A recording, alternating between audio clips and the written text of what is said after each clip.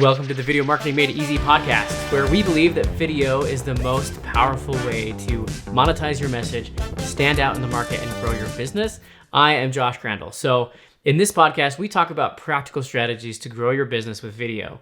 If you struggle to grow your audience or get the word out about your marketing messaging, we're here to help. So today I want to talk about video marketing, start to finish, how to do it the best way possible.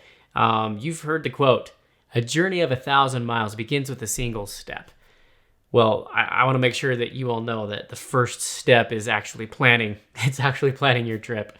And this is something that I learned after I got married, actually. So I'm a very spontaneous guy. I love to, do anything at the drop of a hat. I love to, I love the thrill of that and the spontaneity and freedom to do whatever I choose.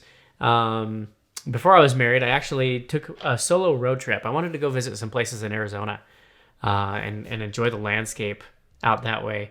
And so I jumped in my car and I went. I actually, I think I had a smartphone at that time, but I actually just brought a road atlas with me. And I said, you know what? I'm just gonna drive, look for some cool spots, and I'm gonna look at this road atlas and find where I want to stop. And it was super fun. The other way you can do a road trip is after I got married, my wife is a super planner and she's super organized and she's super great for me because she opened my eyes to this world of planning and how you can do so much stuff if you just take a little bit of time to plan it at first. So can they both work, right? Can these different road trips work? Sure. But you're going to get the most out of option 2. You're going to get the most out of planning your adventure, planning your trips, and making that all happen. So I want to bring that concept over to your video marketing. Let's talk about how to create your videos so that they fit your goals, right? A lot of people have goals to shoot videos and to put it into their content. A lot of people create content, but what if it doesn't have a good plan, right? Can it be successful? Sure, right? Just like that road trip without a plan. Can it be fun? Yeah, it can be great.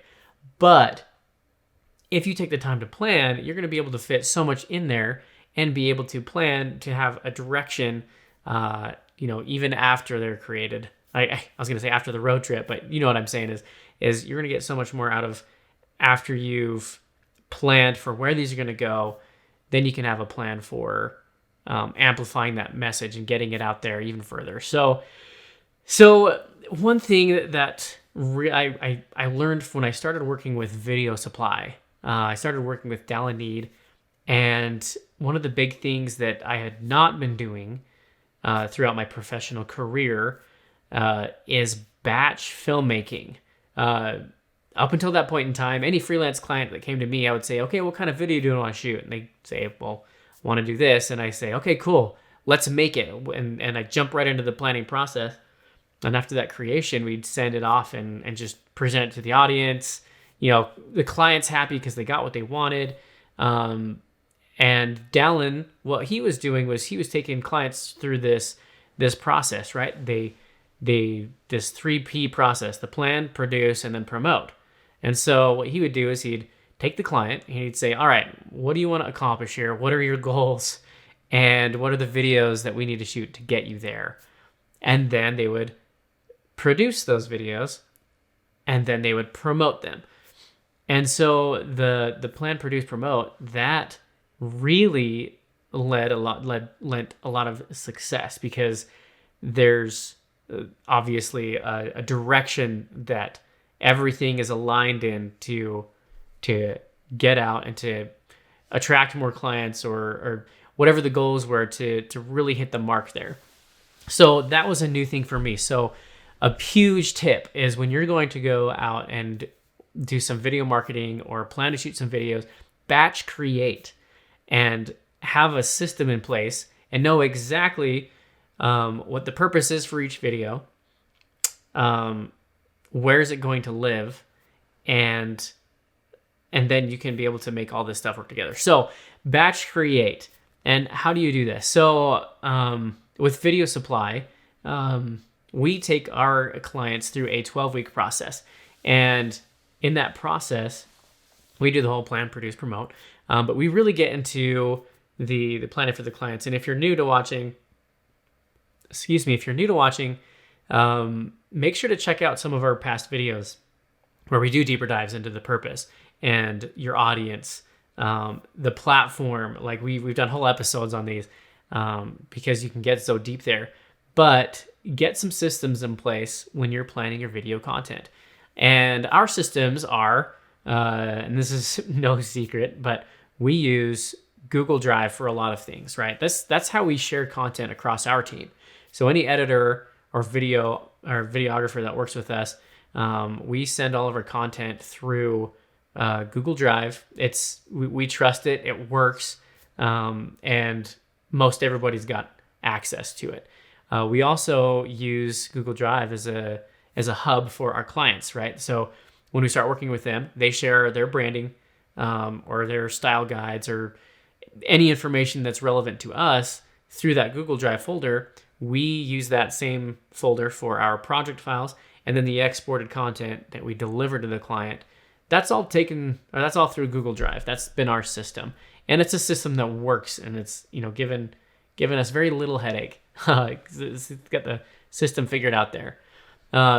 For our project organization, we use Asana. That's a program that we organize our teams. We get them in there, and we can divide any project up into tasks. That's where we create custom dashboards for our clients. That's where they can go to see what are we doing each week during their 12-week process, right? So we do planning with them. We do a lot of research. We do script writing for a couple weeks. We do the production, and then we do some editing for a couple weeks, and then we test those videos, and then we do some touching up, and then we promote those videos. And so there's this big 12-week program that Asana has really helped us to be able to organize the milestones in a task-to-task basis so that our team can be very clear on what's the next step. And then we use Airtable a lot. So this is a great system. This is a great organization system. I was used to using spreadsheets a lot for videos that I want to create, and the topics, purposes of the video, where's it going to live, etc. You can build out a spreadsheet, or you can actually go over to Airtable, and it gives you so many options. It's so great for you to be able to organize everything and then view it in different ways, right? They give you different dashboard views, column views. I mean, there's so many ways that you can view everything through Airtable. And then what we do is we use Frame.io as a video review platform. So our clients can go onto Frame and make live comments. Well, let's say live comments. They can make comments on the video at certain timestamps so that there's no confusion when the editor gets back in there and says, oh, at this point in time, the client saw this, they wanted this changed to this, etc. And you can actually draw on the video itself using little markup tools. So if you like Paint from Microsoft, you'll enjoy Frame.io.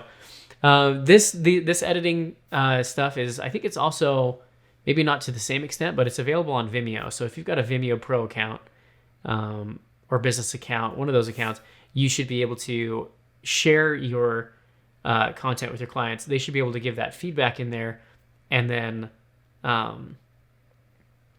you can implement that feedback. So those are our systems, right? So before you begin this journey of creating your video marketing, do a lot of planning. In the film industry, we call it pre-production, right? So everything that happens before production. So generating your video list, talking about what the purpose is of each video, where's it going to live, is it going to point to anything on a website, right? Does it need to live with copy, or can it stand alone on something like Instagram TV, right? And so you got to plan for all these things so that you're reducing the amount of headaches you're going to have in post-production. So in the film industry, we call it shoot for the edit. We also try to avoid the words, we'll fix it in post. And these things are just to make sure that you're not going to create a whole huge headache or heap of work or stoppage in the post-production realm because you failed to do something on the pre-production side. And this is pretty critical. And if you want your team to run smoothly, then you're going to do what you can to take care of things in the pre-production process. So yeah, when you start with planning your videos, you need to spend maybe the bulk of your time, I guess depending on what your content is, but a serious amount of time in your pre-production phase, making sure that everything is aligned and everything can go out and live where they are. So it's like making a batch of cookies, right? You're going to plan to make more than one cookie, right?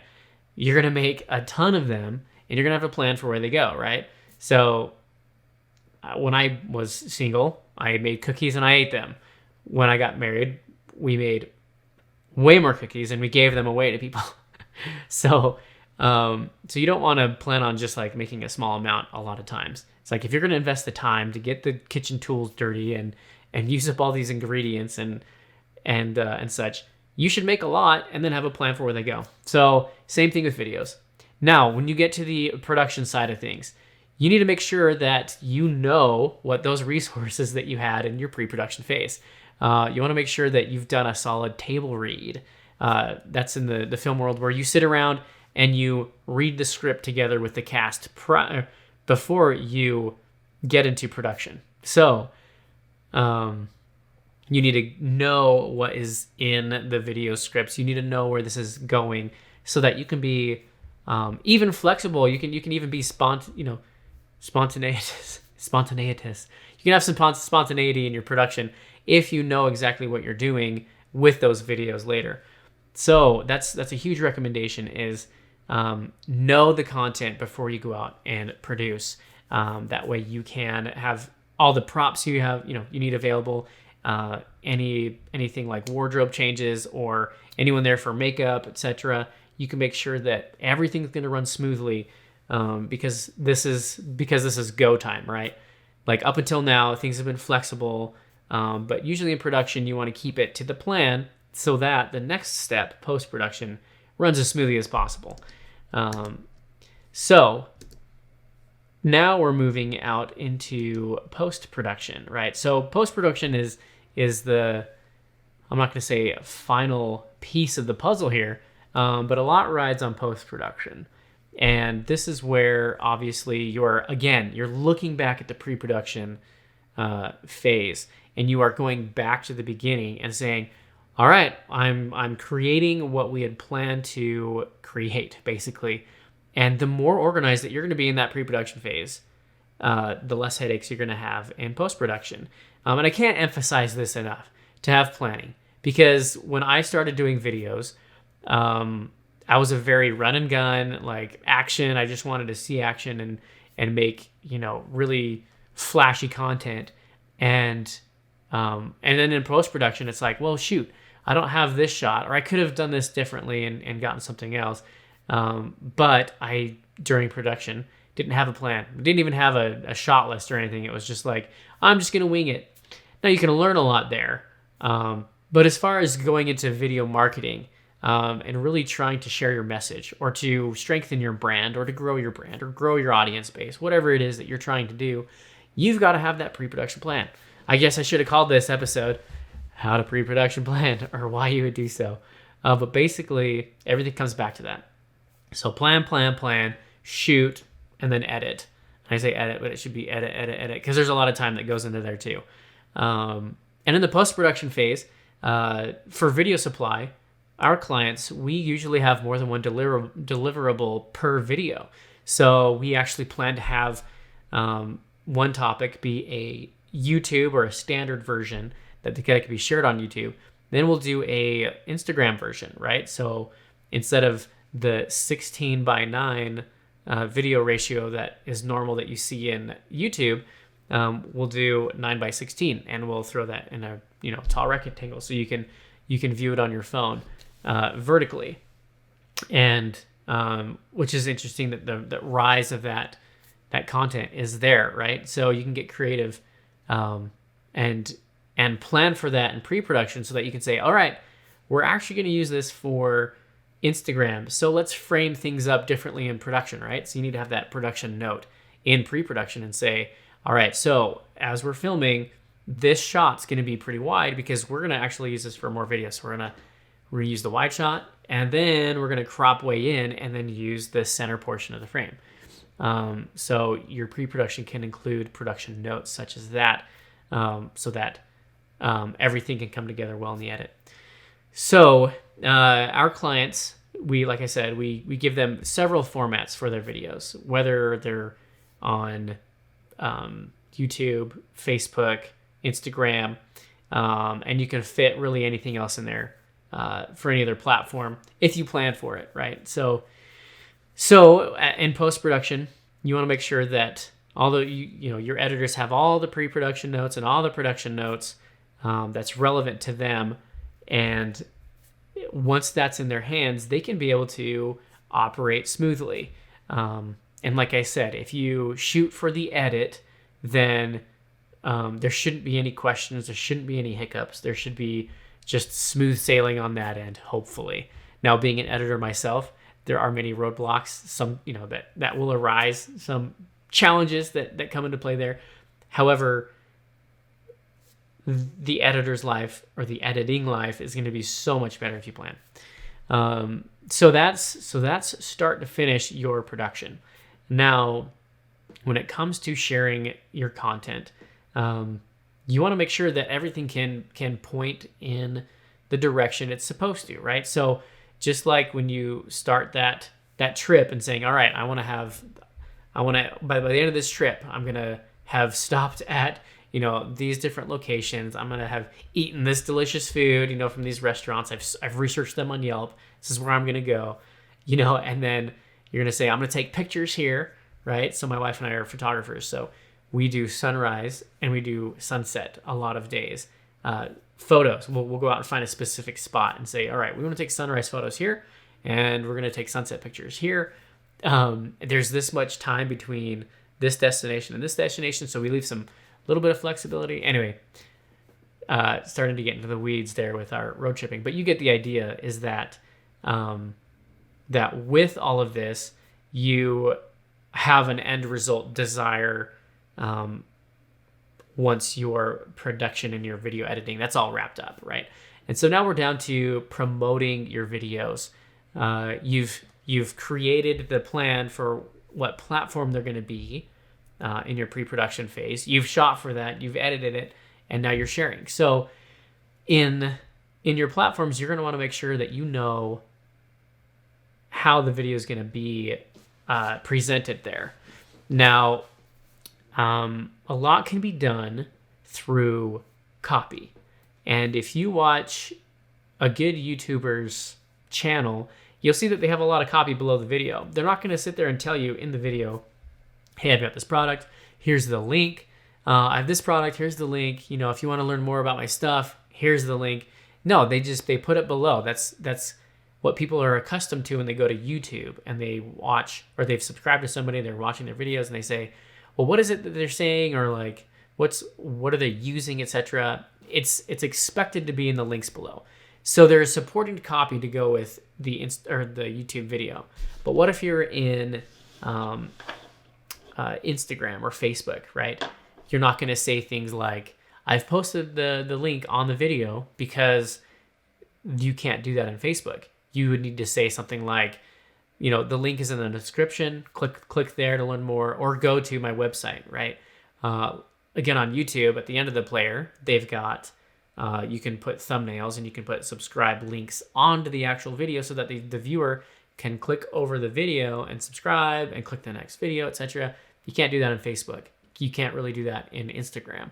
And so you need to make sure that anything you're going to say in your video to be interactive, make sure that is going to be the correct verbiage for the platform it's going to. So during your production phase, you're going to have to say, all right, whether it's click the link in the description to learn more, or swipe up to learn more about this, Or maybe it's just a call to action to say, all right, now, go to the this website to learn more.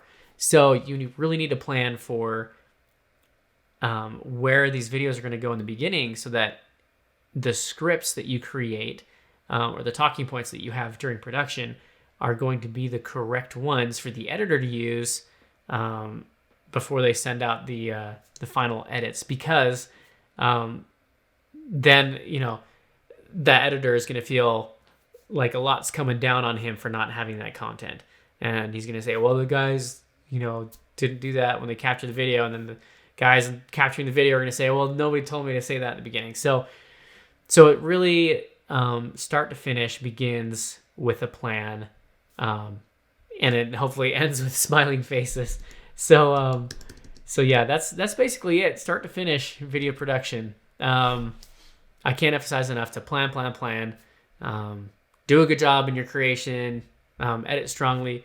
And again, I'm just going to emphasize that we've taken deep dives into a lot of these topics with our Video Supply Video Marketing Made Easy podcast. And I encourage you guys to really to go on and look at some of these topics that might pique your interest. We go way in depth and share a lot more. So do that. Also, you can visit videosupply.com. There you'll be able to find documents and things that will help you in your content creation process. So there's one that's called Video Supply Scripts, where it will help you to plan your videos, give you a layout for how to script your videos, how to structure them that will capture interests and drive home your message. And then we've got so many guides there to really help you to accomplish your goals. So go to videosupply.com and learn more there. So yeah, good luck on your journeys. Thanks for joining me today, and we'll talk to you next week. Thanks so much. Bye.